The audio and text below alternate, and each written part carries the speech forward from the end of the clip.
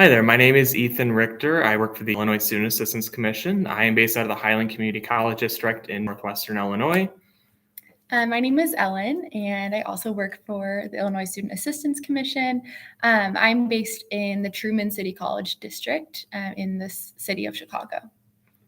All right, and just to get into a little bit of our topic, so we're talking a little bit about apartment hunting today, different things to look for, things to avoid, maybe a little bit about our experience with apartment hunting while in pursuing our undergraduate degrees. So I graduated from NIU about, would have been 2 years ago now.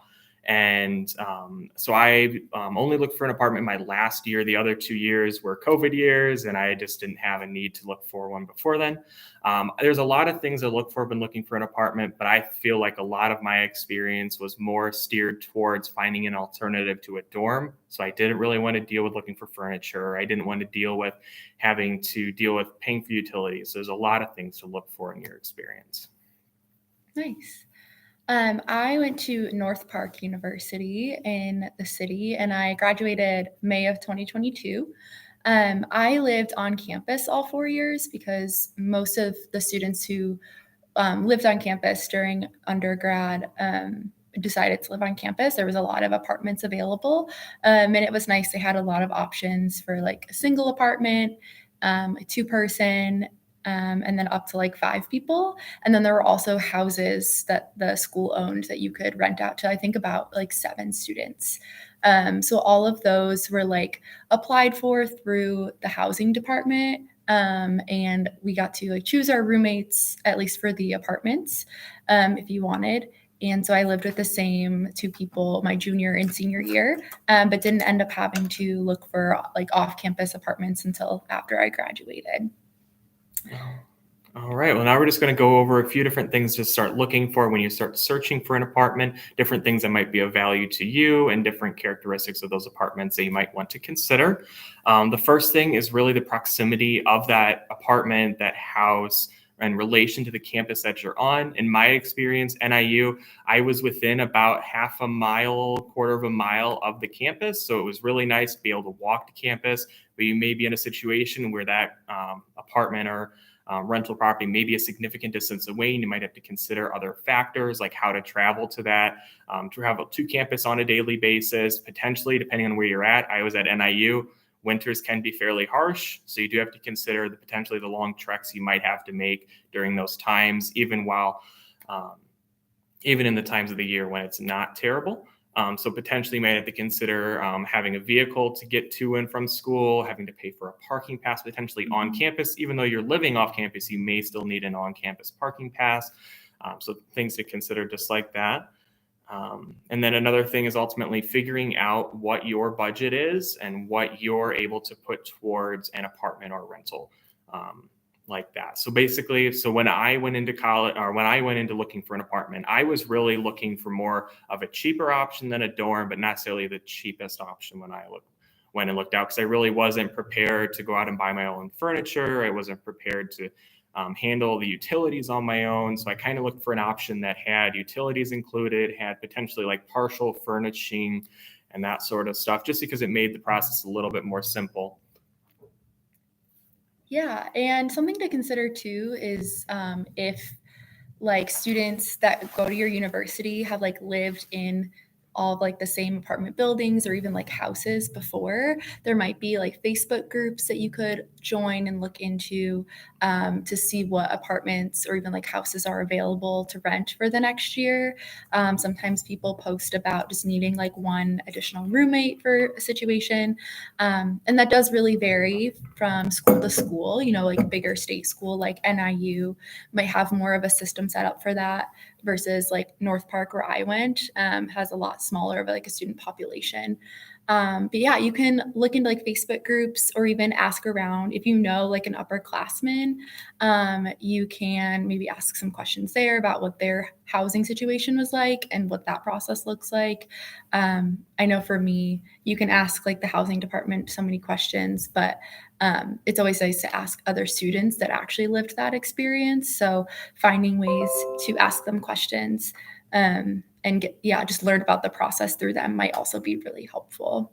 Yep. And talking to family members that might have gone to college before, might have lived in the same Mhm. town that you're planning to move to for college is always a good way to to kind of get an understanding of what apartments and what renting looks like in the particular town that you're looking at.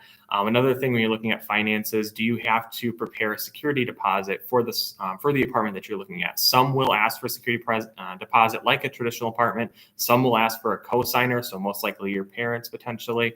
So it's always something to look at to determine, is that something you're able to take on your own? Do you have to prepare some sort of security deposit to take on that apartment? And ultimately figuring out what you're able to afford. Mhm. And that's where it's helpful to like have some questions beforehand. Ask the landlord or person that you're looking to rent from all of these questions. Maybe even learning if they've rented to college students before or not might help. And then, yeah, asking all of these questions about the fees that are there, that you're going to be expected to pay up front, is going to be important. Yeah, and definitely if you're a very budget oriented person, determining when rent is due, do you have a certain grace period when you're able to make payments?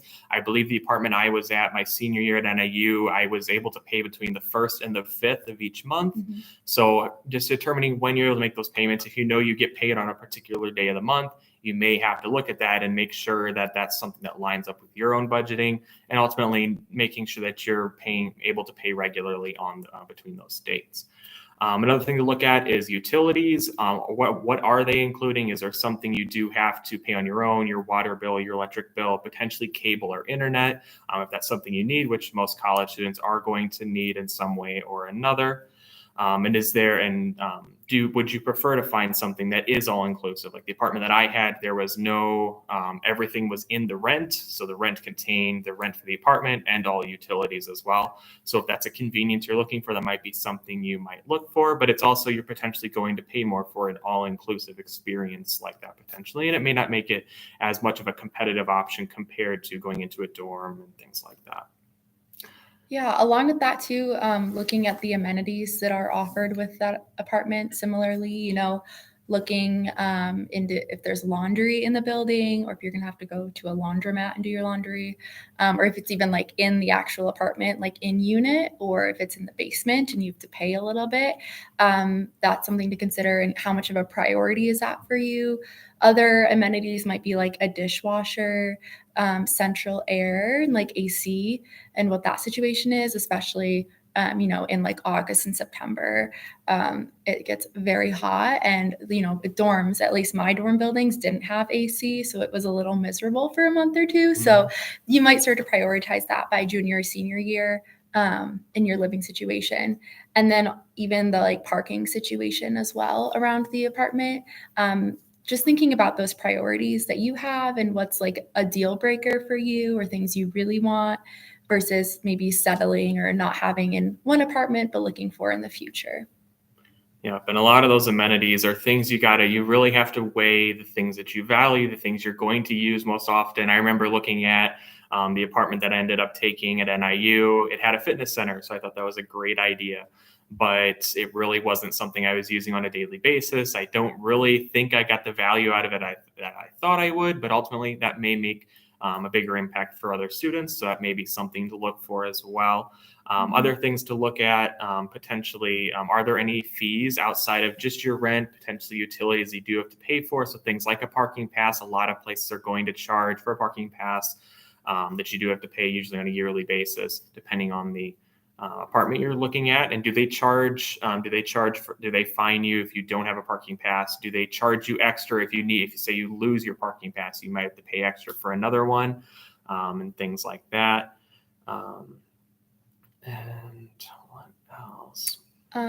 Something we haven't brought up yet is like roommates, if you're going to live with people or not. Um, I think it's really exciting, especially come junior years when a lot of students look to move off campus for an apartment. And it can be fun to think about living with your friends. But I think it's also important to realize, just because you're best friends with someone doesn't mean you're going to live well with them. So really, again, thinking about like what you value in your living space and what's going to make you feel most comfortable and like you can relax when you come home. I think sometimes, we are put in situations where if you only have one or two options, sometimes you have to make it work for a year or two. But I think as you continue and looking into other living situations, it's nice to, start considering, just because I'm best friends with this person and love hanging out with them doesn't mean that I could be their roommate. Like we might drive each other crazy, or, if like having a clean kitchen is really important to you and then you live with someone who doesn't do their dishes, that causes a lot of tension, and you have to like think through problem solving and having like clear communication about your expectations for those things. But that's a little bit more of like the interpersonal relationships that come into like living situations, but can really make or break a living experience. Definitely. And with roommates, it can really help to, looking at it from a financial standpoint, it can help to split your costs. If you're having 2, 3, 4 people live along with you in the same rental property, it can help split that rent up significantly. So it can really help with making that living situation affordable. But there's also a lot of things to take a look at, because ultimately you may have an apartment that could fit 4 or 5 people, but they're only going to provide one refrigerator, maybe one set of washers and dryers. It can be potentially a different situation that you're already in. So you just have to understand the implications of that, of having that many people in one property using the same space. But just understanding that and having that understanding with your roommates about the different amenities offered and the things that you're able to share, and ultimately help split the cost of a lot of things. Another thing you can take a look at is how looking at leases specifically and how those work with every apartment. Ultimately, they're all going to have their own wording and policies associated with them, but it's always good to read them as much as you can and try to understand what the implications are of accepting that lease. One thing you can use, most colleges will have a legal services building that you can go into and have someone help read over it with you, just so you can get a better understanding of what that lease is. And there's a lot of websites and services you can go through to help look at that as well, just so you can understand what's in that lease. And definitely looking at ultimately, what are they requiring of you? Is there a security deposit? What is going to be your monthly rent? What utilities you're responsible for? Potentially what your potential cleanup requirements for afterwards, because a lot of college apartments may potentially not have a security deposit. So what a lot of them do, they charge you afterwards. Once you're done with the apartment, they may send you a bill afterwards saying, hey, we had to clean this up. This is what you're going to have to pay because of so-and-so damage, or maybe something was dirty or something like that. I had experience with that. They sent me a bill for $100 and something after I'd completely left the place. So it was, I was completely, I guess it was in the lease somewhere. I had someone read it, and I guess it was somewhere in there. So I ended up kind of having an argument with them, but I ended up paying it in the end. But paying attention to those certain implications you have with signing on to that lease and what may be required of you beyond just your rent and utilities, just understanding what that total cost is going to be in the long run. Mm-hmm. And I think going off of that too, even just reading the lease beforehand about if you have to break the lease, what's involved with that, just to know you have an out or a backup plan. And if there's any additional fees or repercussions that would come from that, it's just nice to read through before you end up signing a legal document about that. Just in case, like worst case scenario, you have to go move somewhere else or get out of that situation. Yep. And a lot of apartments that I found when I was searching around NIU was just going into kind of how breaking a lease and using the extent of the lease that you sign is the time frame. A lot of them will allow you to take out a 9-month lease. It's not particularly common with a regular apartment, but what they're doing is they're actually upping the rent a little bit to cut. That would basically make that a 12-month lease, but you're only paying for 9 months. So they basically kind of almost prorate it to make it a little bit higher for that 9 months. So you can see that in college towns a decent amount, just because they're not able to fully, they're not able to fill every apartment during the summer, obviously, because most students aren't going to be on campus during the summer. And another thing, especially look at in leases, is how potentially, I know how she mentioned getting out of a lease potentially, if there's any way to do that. Looking what options they give you, and determining if, like the apartment that I looked at, they do allow you to sublet it after, if you have a point where you're no longer living there, but determining what the implications of that is. The agreement that I signed, you had to do all the work on your own. There was an extra fee associated with it. If you wanted to have someone else sublet your apartment, you had to pay the apartment complex a fee to let you do that, basically. Do you want to explain what subleasing is? Yes. So subleasing, basically, you're just taking your lease and giving it to someone else in a sense. You're leasing your lease to someone else. So basically, say you find someone over the summer, you're not going to be there. You may find someone that may want to take on that apartment for your 3 month summer or 2.5 month summer. Great.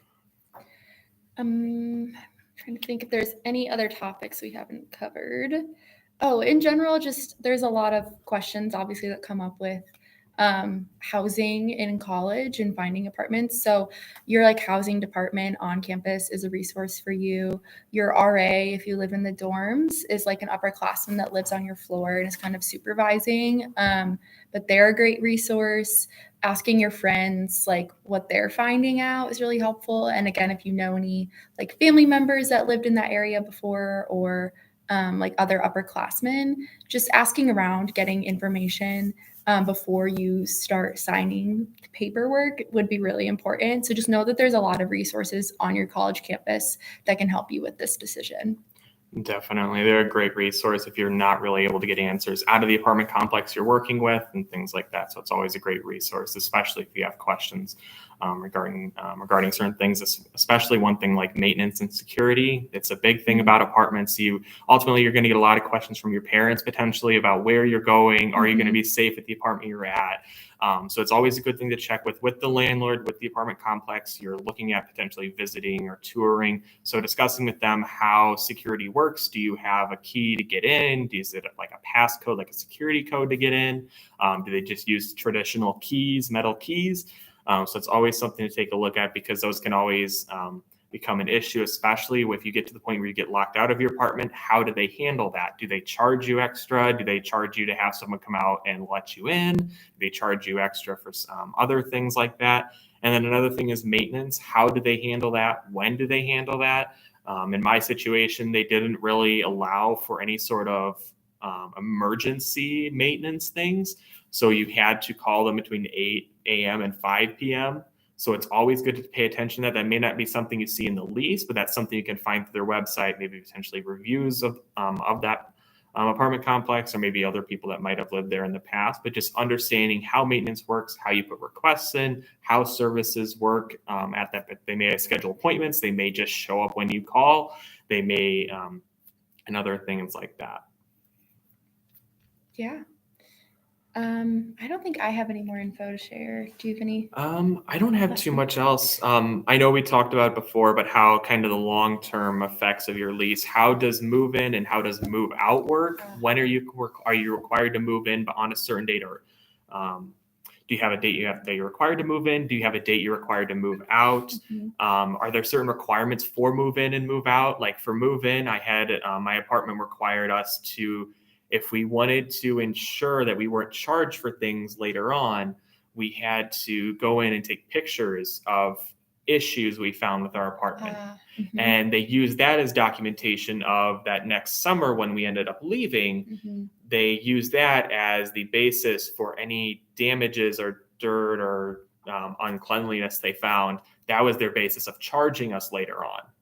So paying attention to those certain requirements, making sure that you're following them and protecting yourself as much as possible, because that can be, for a student taking out potentially upwards of $700, $800, $1,000 paying per month for an apartment. It's a lot of money for a student, and ultimately it's a big liability when you go on to a lease. So understanding the implications of that and knowing how to better protect yourself during that process, and understanding what you need to do to keep yourself safe.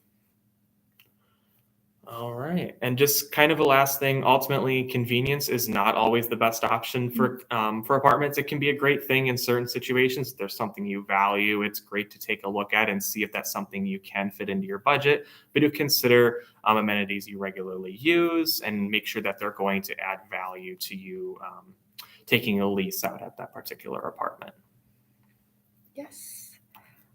Thanks so much for tuning in or watching this later. And if you have any questions, feel free to contact ISAC or put them in the, comments, But yes, thanks for your time. Thank you.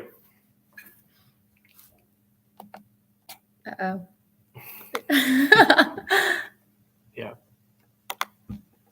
Perfect. Well,